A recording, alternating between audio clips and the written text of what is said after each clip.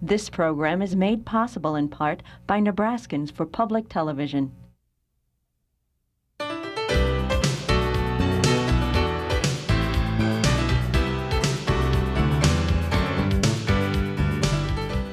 Consider this, a news and information program recorded on the campus of the University of Nebraska at Omaha. From the Fireside Lounge in the Milo Bales Student Center, here is your host, Carol Schrader. Hi, and welcome back to UNO. You know, since 9/11, September 11th, 2001, everyone's reacted a little differently, but one of the things that we've really done is rally around our president for the most part. And one of the things that George W. Bush says is, show Osama bin Laden that our economy, our way of life is not ruined by what he and his people may have done. So go out, help the economy, and spend money.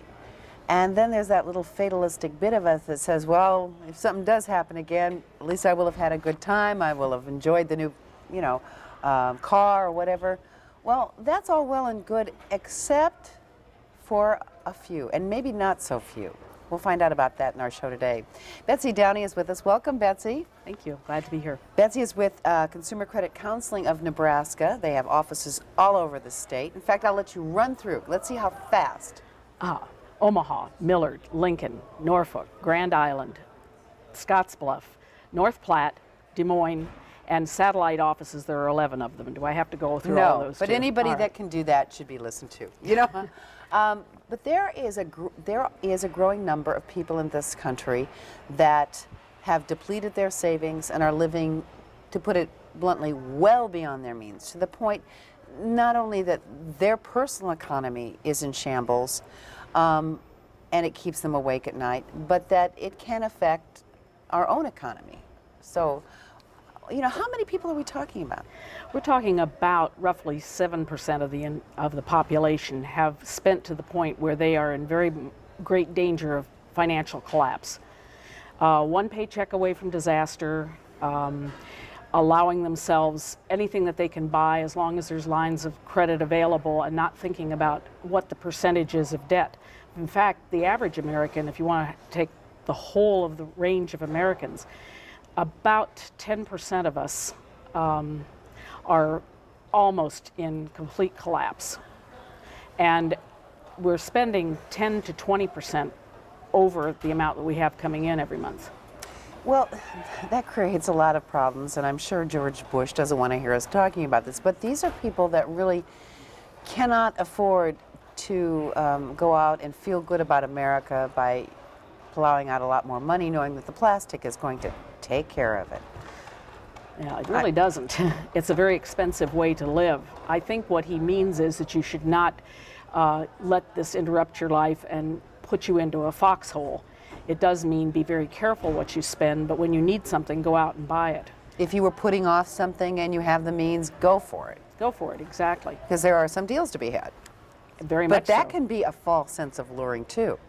Though they're cutting their interest rates for a while to get us to spend, and maybe I'm, and these good deals, I can't pass them up. I can't pass them up. I mean, this is a time where there are a lot of psychological factors, more so than normal, affecting what we may do, or more not so good decisions that we make. We are usually led by emotion when we go to spend. That's probably the biggest thing. We're trying love, security, anger, revenge, almost any kind of emotion, human emotion you can think of can be a good excuse for us to spend in a certain amount of money at a certain time.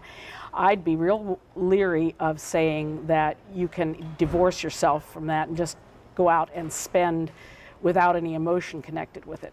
And now that we have this more or less life-threatening and psychologically threatening thing happen on September 11th, we're even more prone to want to soothe the bad feelings with spending some money, because it does give you an adrenaline rush. It makes you feel better. And I think that we've all been pretty sort of generally down, a kind of a aggregate down. We just don't, we're not, we're preoccupied with all these images we see on TV. We do need, well, I call it, when I'm stressed, I eat. And you can look at me and know that. But I mean, I used to spend more when I was stressed, and maybe I shouldn't have gone to food. But the point is that emotion really does find our worst side and not our best side. When you go out and spend, for a while you feel good, and then the feeling goes away. And well, if you want a good example of that, just think of the last person you knew of that bought a new car and how proud they were, and they had to show off all its great features. Well, then the feeling for that just kind of ebbs, and then you have to have another fix.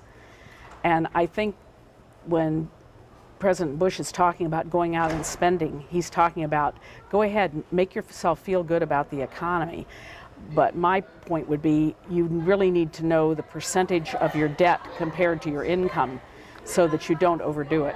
We have depleted our savings as a country too, and I think that's probably, it doesn't hurt to save money because it goes in a bank uses that money and churns it through the economy. So I mean it's not un-American to save by a long shot. No, and you need it too, because I don't know anybody who's equipped with a Teflon bubble that won't allow any evil to come into their lives. All of us have emergencies, and one of the problems with people not having ready savings available in case something goes wrong is they absolutely have no financial backup. So they shred a tire on the interstate, or the transmission goes, or a child gets sick. They have absolutely zero to call on, and then they have to run for their credit cards. And of course, every credit card comes with a large extra charge known as interest, which adds to your costs. And you know, I'm not trying to get glum on everybody here, but because we are in a soft economy and because there have been some dents made in certain sectors. I mean, if you're in the airline industry now, you know that, and it will take a while for that.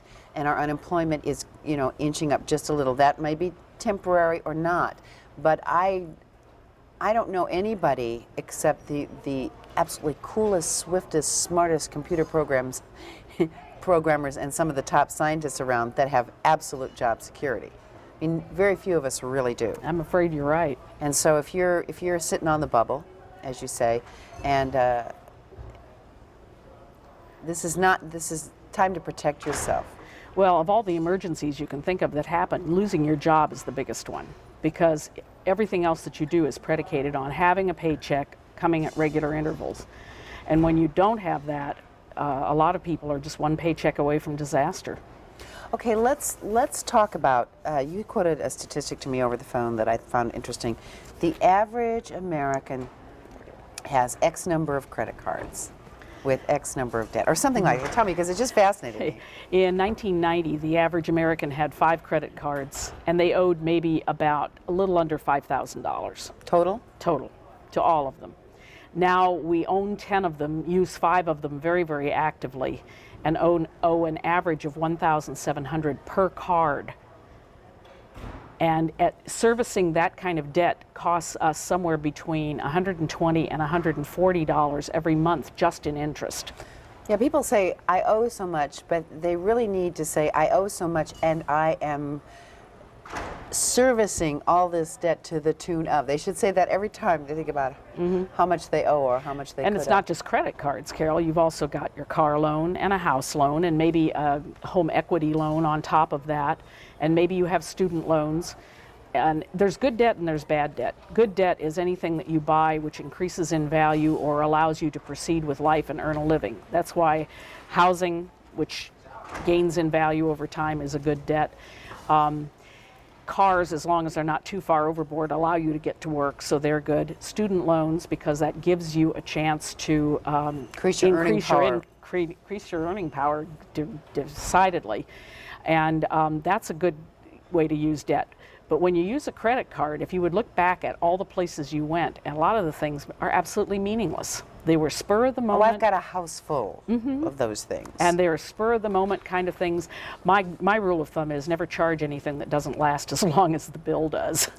Now, So there that's goes the gas, there goes the pizza, there goes the nice dinner out. As long, it's all right to use a credit card, but most wealthy people don't use credit cards and roll balances over. They use it as a convenience. They use it as a convenience, Pay it and off they are at the very end. sure that when they get the bill, they pay the entire thing off. They don't want to waste their money on interest. They did not get rich by paying interest to people. All right, we've always going to have people that live on the edge, not because they're bad people or because they've necessarily charged up all that, but they're the type of job that they are trained for or have the capacity for isn't a big paying job.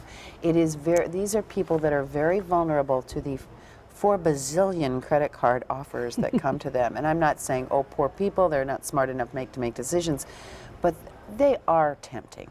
And the credit card companies, and I'm not trying to make them out to be the ogres, but they, as the debt has gone up owed by consumers, they've ratcheted up their marketing. And they are now targeting younger and younger people. It used to be that colleges were off limits. Oh, there Now, are offers all over this everywhere, campus. Everywhere. And it used to be that high school students, of course, were legally too young. Now high school students are being targeted. They're also targeting people whose incomes are under $20,000 a year, which is a very dangerous thing for them because they don't have enough cash flow to take care of extra bills. It takes them literally almost everything they have coming in just to live, to say nothing of adding credit to it. But they're playing on our greed. We want it now. We don't want to worry about paying for it until later. And we're very willing to go into debt. And I don't think people realize how much debt you go into when you use a credit card. And go debt project down the road. I'm in debt this much now. I'll be in debt, even making minimum payments, this much in 6 months, this much in a year, this much in 5 years. It's scary.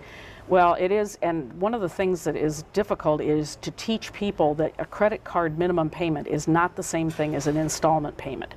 You buy a car, you make a down payment, they set up a group of payments for you and they say that includes the principal and the interest. You make X number of payments. And you know you're everything's done at yours. a certain It's finite done.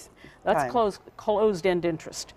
But when you have a credit card, paying the minimum payment, about 90% of it is interest. Very little goes on the actual debt. That's why $1,000 worth of credit card at 17%, say, if you pay back the minimum payment, which is somewhere around $30, about 27 of it goes for interest and only 3 goes on the debt.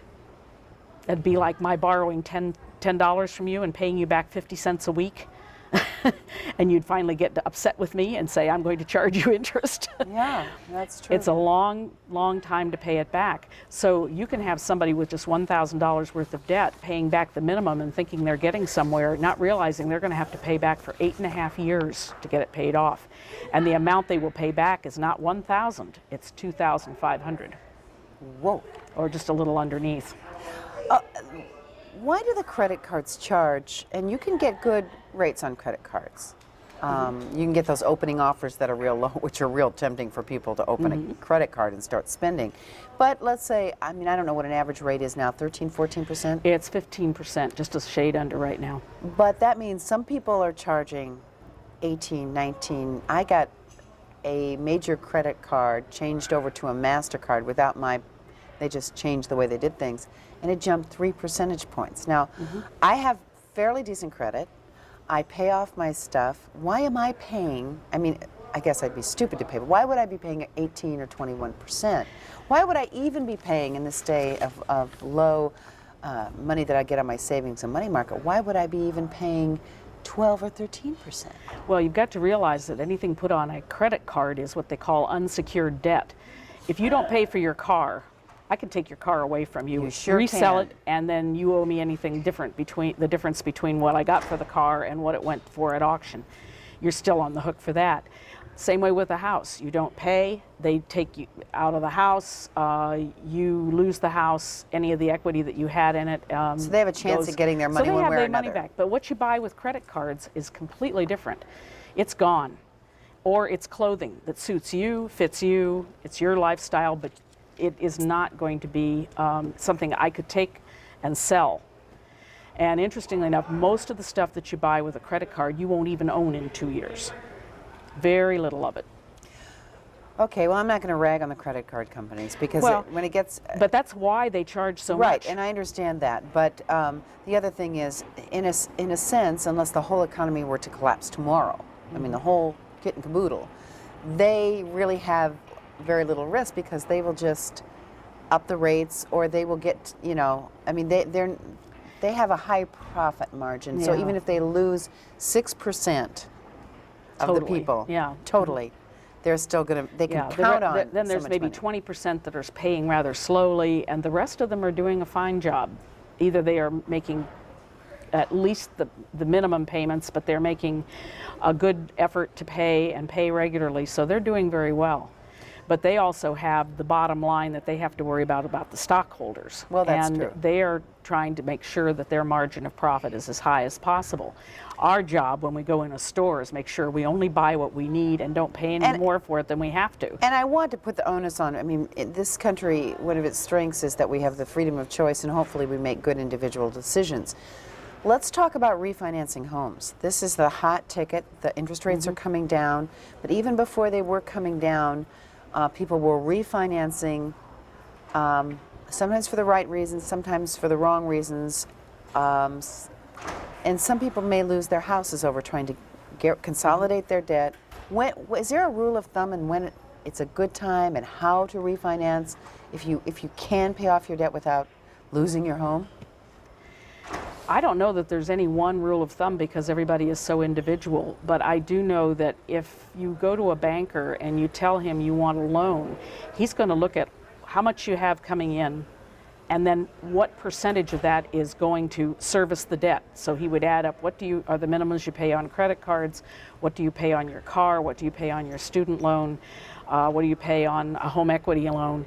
If all of that adds up to more than 20% of your take-home pay per month, he'd say, you can't handle any more debt. You are at the maximum, so you have to stop now. I mean, we won't give you any more money. We know your chances are failing. There are some companies that are, again, I'm not anti-capitalistic, but there are some companies that are pushing the envelope a little, and even sometimes giving loans from more than equity you have in your house, or more than your house is worth sometimes. Yes, they'll do that. And one of the reasons they do that is because a home is your primary thing that you want to hold on to, if nothing else. I mean, like George Carlin said, you need a place to stuff your stuff. And so if you mortgage your house, that's the first bill that you're going to be paying. The second one is your home equity loan on that that you're paying off, whether it's a single payment or a group of payments. You want to make sure that you don't lose your house. So they are very willing to go push the envelope, as you put it, because they know that you're not as likely to want to jeopardize your house. So they're feeling pretty secure that they will get their money back. But regardless of who advises me to do what, let's assuming your advice is decent, what would your advice be to me on how much of a home equity loan to take out? If it paid off all my debts and I cut up every credit card I had afterwards, what do you tell people? I tell people that you want to make very sure that you have no problems with paying that home equity loan back, and that if you are going to jeopardize your house twice, with the original loan and then with a home equity loan on top of it, that really puts you in a rather precarious spot. So you want to make sure that you really do, A, cut up the credit cards, and B, don't take out any new ones. Most people, you can get along with one credit card with maybe $2,000 worth of credit limit, and that's about all the trouble anybody needs to get into. But what we've gotten used to is carrying great wads of them around. I've seen people being interviewed here on this campus who said very blithely they had 10 or 12 of them. Well, that gives you that much more chance for overdoing it, for fraud, whatever. So if you're really going to pay the cards back and you're truly not going to use those cards, or you're going to reinstate just one card and be careful how you use it, then I'd say it's probably a good thing to pay it back. But if you're going to just let those cards creep back into your life again, then you end up with what you'd call double jeopardy. You now have one more loan added into the house, the car, the student loan, and the credit cards you had. Now you've got a home equity loan to add to it. So you have to be very sure that you're going to get rid of those cards and not reinstate any of them, except for possibly one. Because within reason, a home equity loan can at least take some of that debt servicing money out, but you are putting your house even more on the line. But Absolutely. If you're really committed and you have the discipline to do that, then it might be a good move. It might be, and for a lot of people that does take the pressure off. We suggest that to people, for instance, who have medical loans. One of the reasons that people get into debt and have a lot of problems is a medical reason. Yeah. And for those things, I mean, you're kind of stuck. It's expensive and it's immediate, and it can send you from I'm in control here to I'm out of control totally in a week. And so being able to relieve that pressure for them by having a home equity loan. The thing is, you cannot borrow more than the house is worth. Right. The loans that say that they will lend you 125% of the equity are very, very bad for you, because, for instance, if you had a loan like that and you had a job offer out of town, you could not afford to sell your house because nobody's going to give you 125% of the worth of it so that you can pick yourself up and go to Denver or wherever. So to take 125% of your equity out, you may have the immediate cash and feel richer than God for a short while, but then it starts to dawn on you that you're not going to be able to move or do anything else. You have really maxed absolutely everything out, and you're stuck there. And you've either got to wait till the equity in the house builds up and the value of it as far as the marketplace goes up 125%, or you've got to start paying that loan off rather rapidly. And I wouldn't count on house values going up real quickly, real fast for a while till we see how everything shakes out. We've been doing very well in Omaha. Right, But- but I mean, we have, you know, the economy is an ebb and flow. People forget that there's an ebb as well as a flow. Sure. What do you say to people when they say, you know, I can file bankruptcy? I can file bankruptcy. They haven't clamped down like they promised on that. I've still got, you know, until the Senate and the Congress get their act together, and you know, and so what if I can't? You know, I have bad credit for 7 years. You know, I've heard them from people. Just a laundry list of reasons why it's not a big deal. Yeah, not a big deal. Well, for some people it isn't until they get into it and they suddenly discover that they can't open a bank account, they can't open a savings account, they may be denied a job or an apartment or a car loan. And the thing is, they say, well, I hear people get bankruptcy, file bankruptcy, and immediately they can get another credit card. I said, did you ever ask them what they're paying for it? Because people assume that if it's advertised that you can get a 14.9 credit card, that everybody gets that.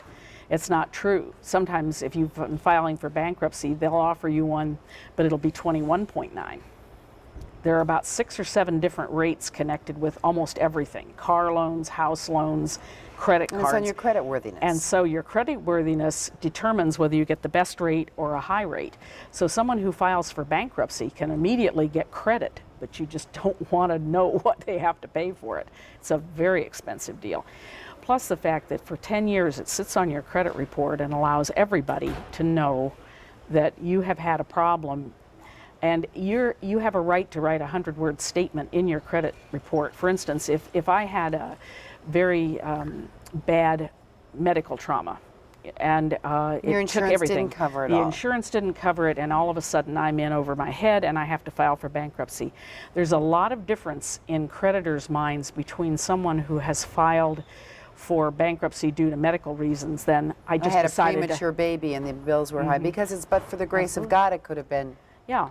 And we understand that that's very expensive and it's something out of the blue that you did not expect. And isn't that why bankruptcy laws were really created? Originally they those? were. For those terrible things, you know, being wiped out by a fire, a flood, medical reasons. That was the reason it was not just to relieve people of their consumer good debt. And it's not as easy. It hangs over you for in a lot of ways that you never anticipate until you're suddenly there.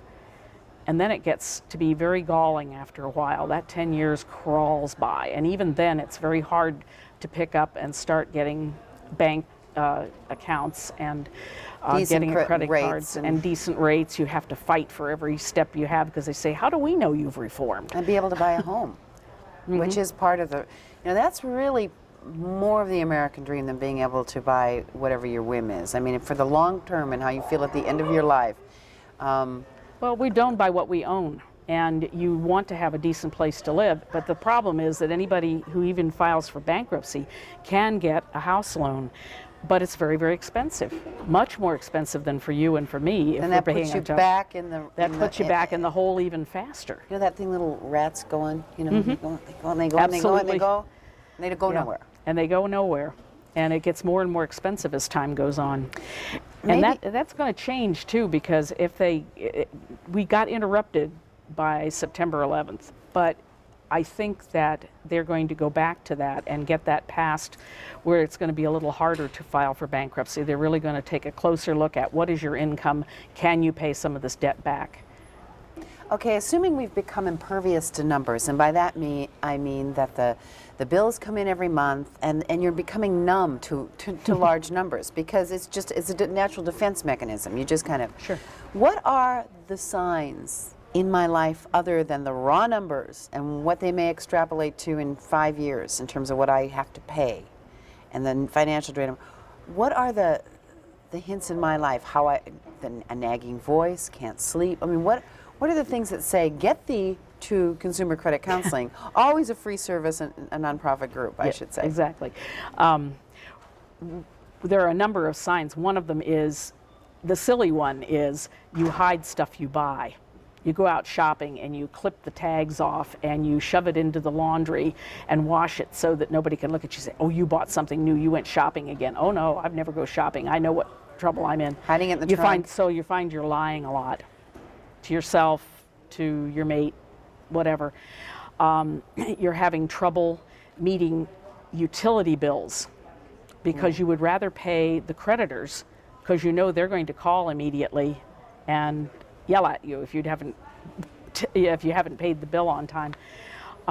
You find that you're borrowing money out of your savings just to do the everyday things that you have to do, like repairing the house or repairing the car. Where you used to have the cash or cash saved, now you have to dig into your savings for that. Constantly uncomfortable, constantly feeling like you're not being honest with the world and things are getting worse and worse and you don't see a way to dig out. It's kind of not fun. always there. It's like a low grade temperature. And, Yeah. you know, you're just kind of, you know it's there. And you always are worried that somebody else is going to find out what an idiot you're being with money.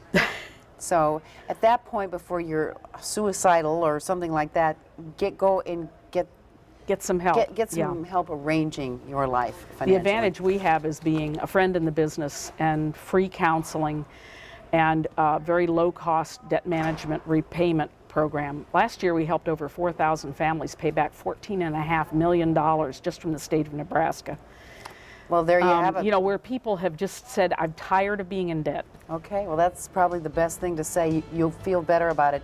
Consumer Credit Counseling of Nebraska. It's on the web, all over Nebraska. Betsy Downey, thank you for joining us. Thank you. Thank you for joining us this week on Consider This and Spend Wisely.